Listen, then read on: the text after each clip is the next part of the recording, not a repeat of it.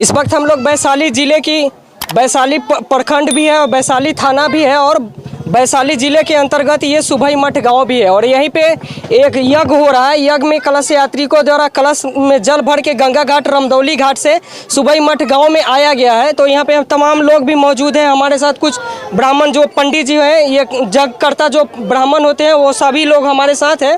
तो ये कलश क्यों निकाला गया है, हम इस विषय में इन लोगों से लेके और आप लोग के बीच में साझा करने का प्रयास करते हैं। तो सबसे पहले स्वागत है पंडित जी आपका। जी थैंक यू। तो ये बताइए कि हमारे हिंदू धर्म में, सनातन धर्म में गंगा जल को पवित्र क्यों माना गया है? गंगा जो है सदियों से बहती आ रही है। गंगा निर्मल है, गंगा स्वच्छ है। इसका प्रमाण यह है कि गंगा जल को आप कितने दिनों तक भी बोतल में या किसी पात्र में बंद करके रख दीजिए, उसमें कीड़ा नहीं लगेगा। और दूसरे जल में जो है रख के देखिए 10 दिन में उसमें कीड़ा लग जाएगा। तो गंगा की नदियों की पवित्रता और महानता को देखते हुए किसी भी यज्ञ में कलश यात्रा जो होती है वह जो है कुमारी कन्याओं के द्वारा लेकर के आया जाता है, तब यज्ञ की प्रारंभ होता है। अच्छा, तो बहुत सारे लोग हैं जो अपने हिंदू धर्म को, सनातन धर्म के ऊपर कटाक्ष करते हैं, गंगा जल के ऊपर भी कटाक्ष करते हैं। जैसे अभी हमारा धर्म का झंडा बागेश्वर धाम के जो बाबा हैं धीरेन्द्र शास्त्री जी, वो लेके चल रहे हैं, तो उनको भी लोग कंट्रोवर्सी करते हैं, उनके ऊपर भी कटाक्ष करते हैं। तो इस विषय में आप क्या कहना चाहेंगे? देखिए, हम लोग सत्य सनातन धर्म से जुड़े हुए हैं और यह सत्य सनातन धर्मों का इतिहास कितने हजार लाखों वर्ष पुराना है।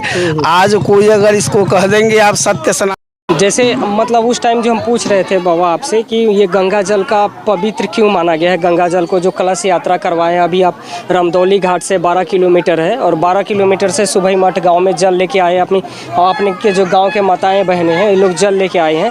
तो इसी के विषय में हम जानना चाहते हैं आपसे कि ये कलश यात्रा क्यों निकाली गई है और गंगा जल का क्या महत्व है अपने हिंदू सनातन धर्म में, हम इसके विषय में आपसे जानना चाह रहे हैं। देखिए, आगे की बात तो कुछ और है लेकिन गंगा जी जो है शिव के जटा से निकली है और एक गंगा जल ही ऐसा पवित्र जल है कि हजारों वर्ष तक रख दें तो उसमें कीड़ा नहीं लग सकता है, इसलिए शुद्ध माना गया है। दूसरी नंबर शक्ति का प्रतीक माना गया है।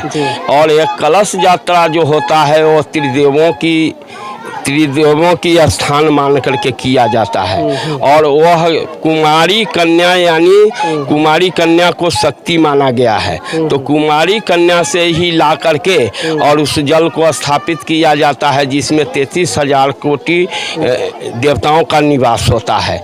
किसी यज्ञ को शुरुआत करने के पहले कलश यात्रा जब होता है तो सारे देवी देवताओं त्रिदेवों का स्थान दिया जाता है, उसके बाद आवाहन किया जाता है, उसके बाद में यज्ञ सफलता होती है। और उस सफलता का कारण है कि सारे जितने दर आवाज जाता है, हवन का धुआं जाता है, वहाँ तक कष्टों का निवारण करके सुखों का प्रकाश होता है।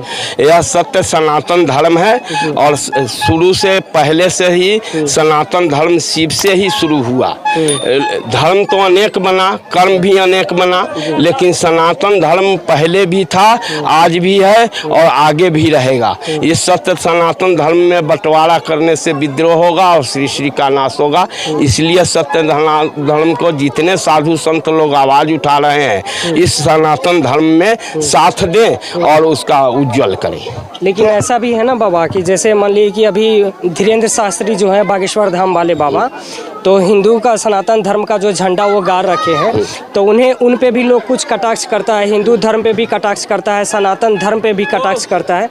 तो उन लोगों को आप क्या संदेश देना चाहेंगे मेरे चैनल के माध्यम? देखिए, कटाक्ष करने वाले ही विद्रोही हैं, लेकिन साथ देने वाले, सत्य का साथ जो दे रहे हैं वो बागेश्वर धाम वाले बाबा जो कर रहे हैं, बिल्कुल सत्य कर रहे हैं और सनातन धर्म को उजागर कर रहे हैं। इसलिए जितने हिंदू तत्व के लोग हैं, हिंदू से ही शुरुआत हुआ, बाकी लोग बंटवारे हुए, तो वो सत्य धर्म को जागृति कर रहे हैं। उसमें जितने हिंदू तत्व हैं वो साथ दे और बिल्कुल जागृति चीज है और इसके विचलित होने की जरूरत नहीं है। और कटाक्ष जो करते हैं वो समझ लें कि वो विद्रोह करने वाले हुए हैं और विद्रोह कर। ठीक है, लास्ट में हमारे चैनल के माध्यम से आप क्या संदेश देना चाहेंगे हिंदू धर्म को, सनातन को?